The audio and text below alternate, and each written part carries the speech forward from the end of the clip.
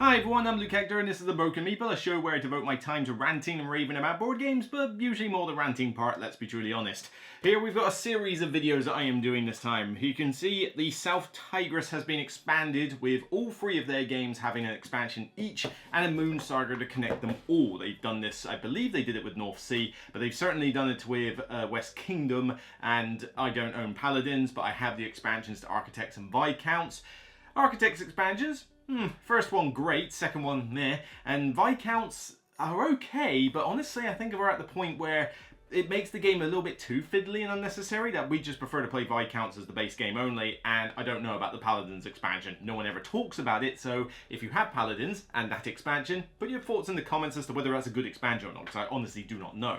But as you've seen on some of my reviews, I love all three of these Tigris games. Wayfarers, Scholars, and Inventors, they are all on my shelf. They are all top 50 games. I love them to bits. They are such good games.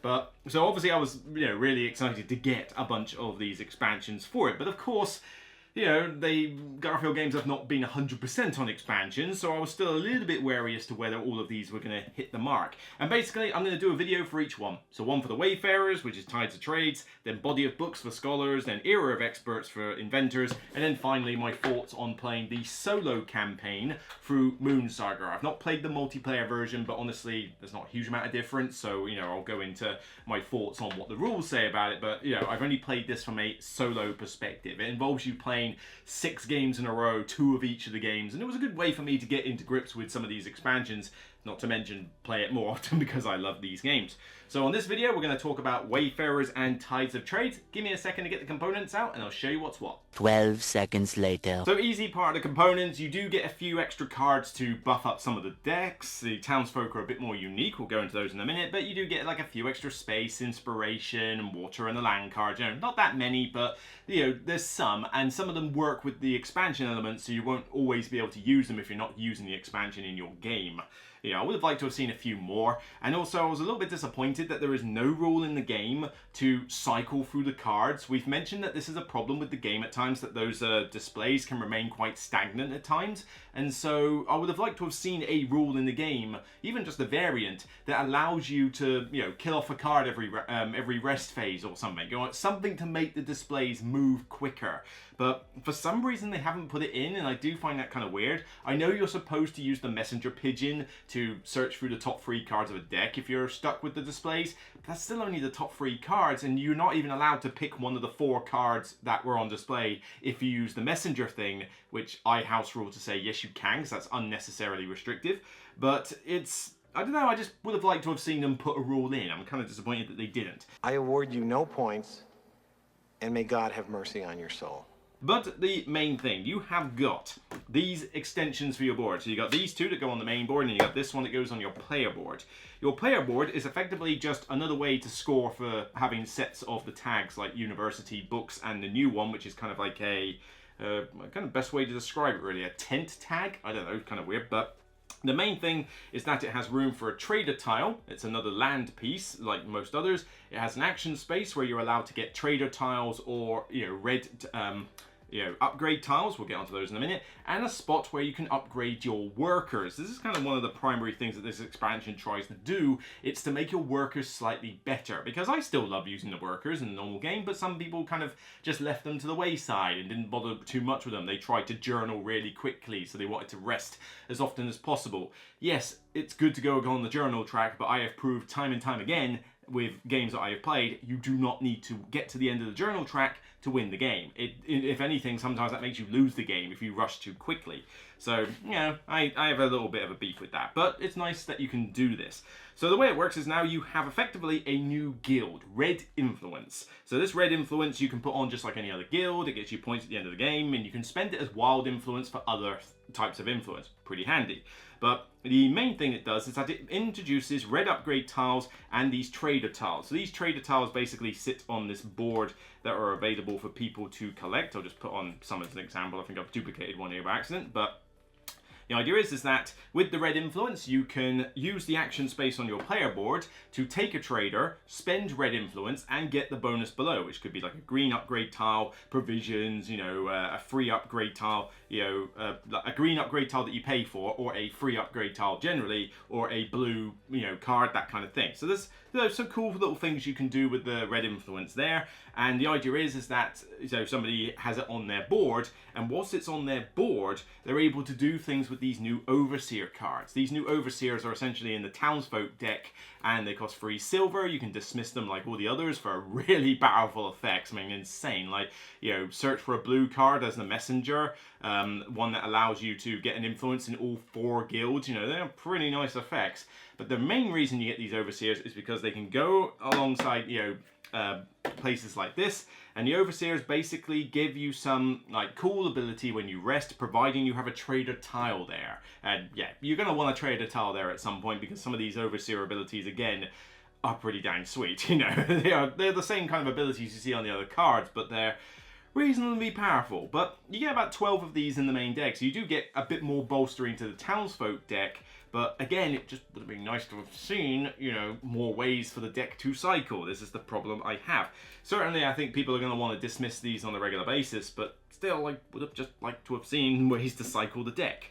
But the main focus of the red influence is these upgrade tiles. You've got a bunch of these A and B tiles, which are basically just like the upgrade tiles you've seen before. They're stacked on here in stacks of A and B, and basically they form kind of like a 2-piece domino set with the tiles. So, but they come in different combinations. Once you've chosen one of these cool pairs of, you know, domino tiles, they go on your new extension board. They don't go on your main like dice board. They go on this particular board. And the idea is that you'll get the bonus as before, like with red influence or another worker and that. But what these effectively do is that they give you these 2 aspects every time you place a particular color worker down. So for example, let's say, I don't know, let's just grab, well, I don't know, let's grab the 2 silvers. Let's just say I managed to get a domino tile that had 2 silvers. That is perfectly feasible and doable. So now I put it on my yellow worker bit, so I get a bonus for doing that. But now every time I place a yellow worker, I get 2 silver. That's pretty insane, on top of whatever else you get for the worker. So if you thought workers weren't that good before, if you grab some of these red upgrade tiles, the workers get a lot better. Like, you're gonna want to hunt for those workers. And you can do yellow, blue, or green in that fashion. And it's just, yeah, it's a cool new way to not only get some really cool engine builder sort of, you know, strategies going, but also just to make the workers much more interesting, to the fact where people won't just try to rush the track as fast. Granted, that also has the knock-on effect of making the game a little longer, because if you're placing workers, you're not actually progressing the game timer, which is what some people have a beef with. So there is that problem. But, you know, I think it's worth it for the cool stuff that you can do with these workers now that you've upgraded them. We have purposely trained him wrong, as a joke. And then finally, the main, oh no, well, there's 2 other changes. The main sort of bigger change is marking influence. If you remember what that was like in the past, marking influence was kind of, you know, I like doing it, and I did have a game where I was able to mark so many cards. I was like taxing the whole group. It was quite funny. But now you can put it on this inkwell pot here in the middle of this board, and essentially it just gives you some more things that you can do with that influence. So rather than, you have the choice of whether you want to use the old rule set or the new one, or either or. I prefer to use either or, frankly, you know, have the choice. But what you can do is you can spend influence from this ink pot and do things like exchange money for provisions and vice versa, get a bunch of symbols, get red influence, or capture other people's workers. I'm not sure I'm a huge fan of capturing other people's workers, although I guess it gets around the problem of people hogging workers just for the sake of hogging them, so there is that. But it's a neat little thing, because if people thought that marking influence wasn't that interesting a thing to do, put them on here, it gets a lot more interesting. I mean, just being able to exchange money for provisions and vice versa can be a lifesaver when you're like, oh, I've got all this money, but I ain't got no provisions. I just need the 1 to get this card. Oh, well, yoink, done. Perfect, you know, nice stuff like that. So that's the main thing, and these are double-sided, so you do get slight variations into what abilities the traders give you and the like, but you'll still get the same thing for the trader tiles. The last small thing in the game, which is probably everybody's favorite thing in the game actually, ironically, is this hourglass tile. You effectively have it unfilled to begin with, and whenever you do the journal action, if you can't or choose not to journal, so you don't move across because you can't afford it in that, you essentially flip it over, fill the timer up, and it's worth 2 points if you hang on to it. But what you can do is, in a future journal, you can flip this back over to reduce the criteria for the next journal by 1. this could be your lifesaver to get across the journal track, and even if you didn't like everything else in the expansion, this is the one that I guarantee everybody throws in regardless, because even for new players, this is a godsend. You know, they get trapped on the journal track. They didn't plan ahead far enough. They're like, oh, damn, how am I supposed to get past this? I need to wait ages before I can get 4 beachheads or whatever. And it's like, well, you've got this. This just made your life a little bit easier. So this is something that's just very small, but really cool for the game, like an essential little piece. Oh, he sounds dreamy. So with all that said, is Tides of Trade an essential expansion? Nah. Not really, but it is a good one. I do like including this stuff. You know, the Red Guild is a nice way to do some more cool effects. I mean, the Trader Tile is kind of weird in the operation of how it works. I don't see why you couldn't just simply, like, spend the influence and get the reward. Why do you need to have the tile aspect of it? But, you know, it's a minor blip. The Overseer cards are cool. They've got some nice effects on them, and, you know, if you do manage to get one underneath your board as a townsfolk, then it can lead to some pretty decent abilities as you go through. But really the highlights of this expansion are more the Hourglass tile, which is ironically a tiny aspect of it, and the marking influence change. I think that's really good, you know, to have a different way to use it. But it's really all about these red upgrade tiles. Having these red upgrade tiles and being able to make your workers a lot better is a really cool aspect, because it just opens up a lot more. It makes the sandbox even a much bigger sandbox. You know, it really does allow you to do more strategies and, you know, get some cool bonuses and just feel like you're building up a really cool engine, even if it does kind of make the game longer, concentrating more on your workers than it is the actual journal aspect. But the expansion, despite being really good, isn't one that I think, oh, if it wasn't in the game, I'd think the game was lacking, because some of the things that we wanted from the base game, like being able to cycle through the decks quicker, isn't in here. Those are the sort of things that we wanted as essential. You know, the Hourglass is such a tiny aspect that you could pretty much do it as a house rule in the original game. It's literally just a token, so that doesn't obviously count too much by itself. But these aspects I do like. If they're in the game, I'm going to enjoy it. If I'm teaching the game, I would be maybe a little bit hesitant about including them, because it's adding even more stuff onto what people have already found to be a fairly overwhelming game when they play it.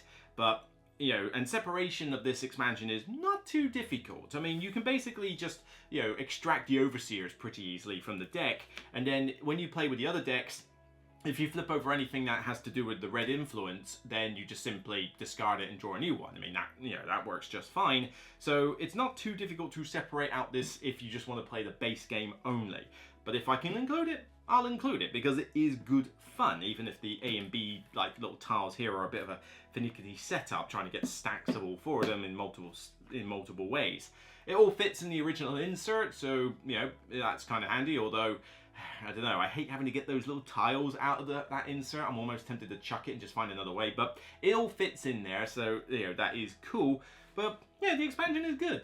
I like it, I just don't love it. You know, it makes a game a little bit better for me, but then it was already a 10 out of 10 before, so there's only so much it needs to improve. It's just, oh, okay, more options, more cool stuff. For me, I'd give this one a 7 out of 10. It's good.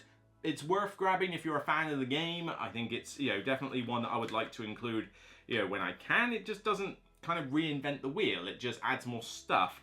And mainly it's, you know, making your workers a little bit better. And the Hourglass, that's kind of like the main part of this expansion that I love. You know, the Overseer stuff is fine. The Trader Tile stuff is, you know, fine. But it's really those 2 aspects. So it's a good expansion. It's just not really inventing the wheel or making it an essential purchase. So that's it for me on this episode of The Broken Meeple. If you like what you see, then please thumb it up on YouTube and thumb it up on Board Game Geek when it goes live on the expansion page. And of course, check out the rest of this series where I'm going to talk about all the other Tide of the Tigris expansions. So until next time, remember, regardless of whether you just love the colour red or not, it's still only a game. So bye for now.